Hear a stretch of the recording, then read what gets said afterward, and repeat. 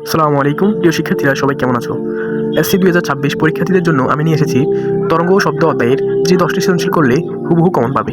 এর মানে হচ্ছে যে অঙ্কটা হুবহু চলে আসবে এরকম না, প্রশ্নগুলো সেম আসবে, শুধুমাত্র সংখ্যাগুলো পাল্টায় দিবে, এটাই পার্থক্য থাকবে।